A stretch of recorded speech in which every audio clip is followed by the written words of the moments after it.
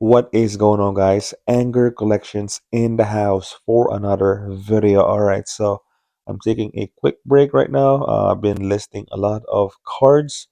So if you guys need anything, Magic singles, check out my Tcgplayer Anger collections. Quick, shameless plug. So I want to talk about really quick on buyouts, and I saw this post. I think it deserves a video because we know buyouts, especially in the game pieces era, it's almost like impossible. But if you know the market, you know the game, you've been like seeing a lot of these cards that is like have great abilities, and you see something potential in it. So I want to highlight a couple cards.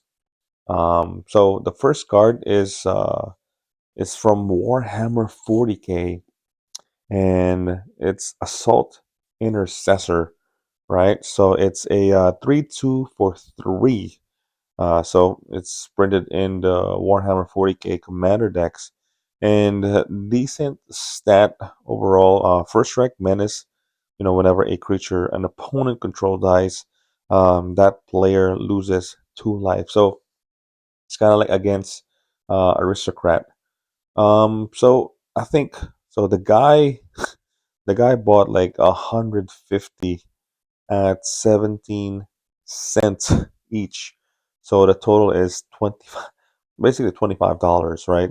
So his plan is like exit when buy list hits $2.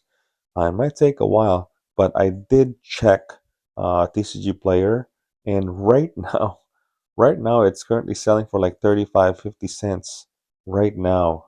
So I mean, he basically doubled his money already because I believe the on the post, a lot of people bought in as well. Like they bought like the surge foils, the regular.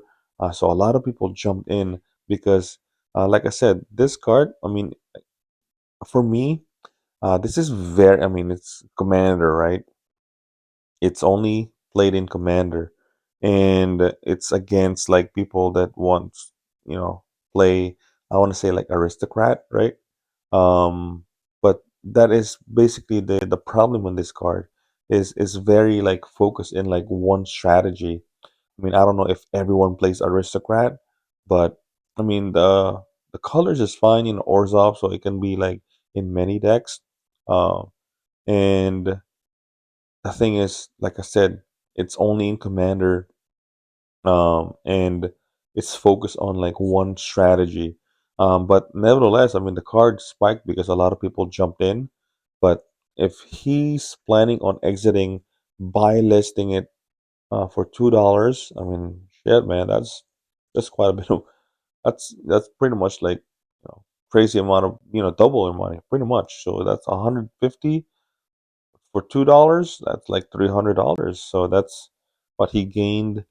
I don't know, like $275. That's crazy, right? But it's going to take a while though, and that's the risk you take on this kind of like speculation. But the game, the name of the game in speculating, and especially with these, is like you buy in low, and the fact that he actually bought in, I mean, 17 cents, man, you can't go wrong with that. 17 cents, $25 for 150. I mean, that's actually not that bad. Like I said, it's a decent card. So, I mean, it might go well. So these are the one of those things, like I said, it already jumped in double.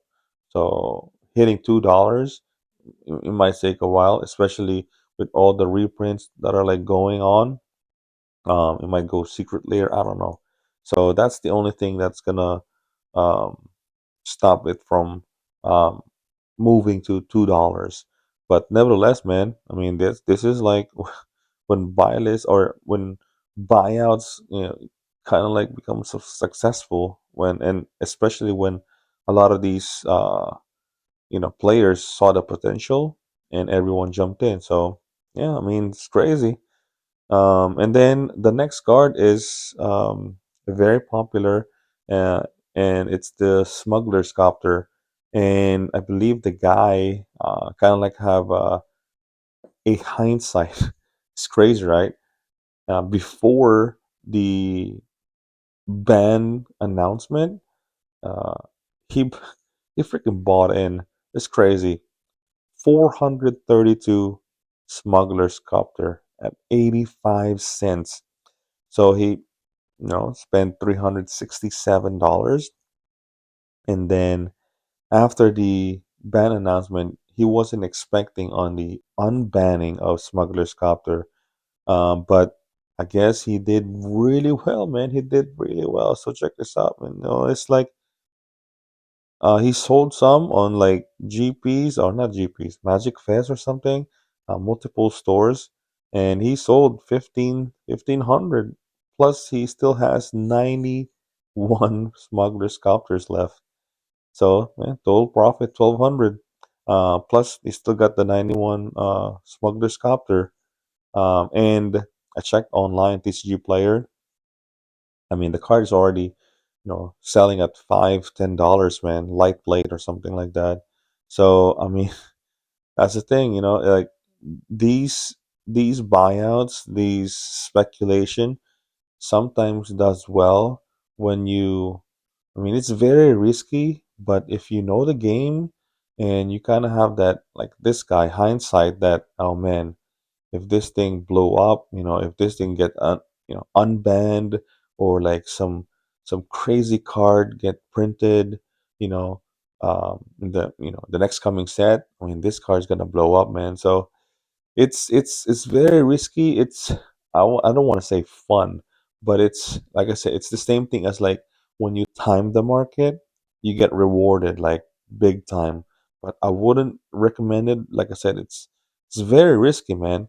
But like I said on the first card, um, the name of the game on this is like buying low, and you can't really go wrong buying in a card less than like 15, like 17 cents or less than $1. And then you kind of just wait, man. Even in the game pieces era, like WotC, you know continuously like increased power level in like all these new cards. So no wonder some of these old cards printed gets like dragged in the game again, because like, man, you never know, man. These new land, these new artifact, these new creatures that have like crazy abilities, and some of these will like drag out like some of these old cards, man. So that's the thing. Like I said, highly, highly not recommend speculating in all these buyouts, especially on the new cards. But man, oh man, this is like a different video about like buyouts being positive, right? When you see this kind of post, but it's very interesting, very risky. So yeah, that's gonna be it. I hope you guys enjoyed this video, and if you did, please consider liking and subscribing. Hit that bell notification so you don't miss any video. And with that, anger out, boys. Peace. Happy New Year.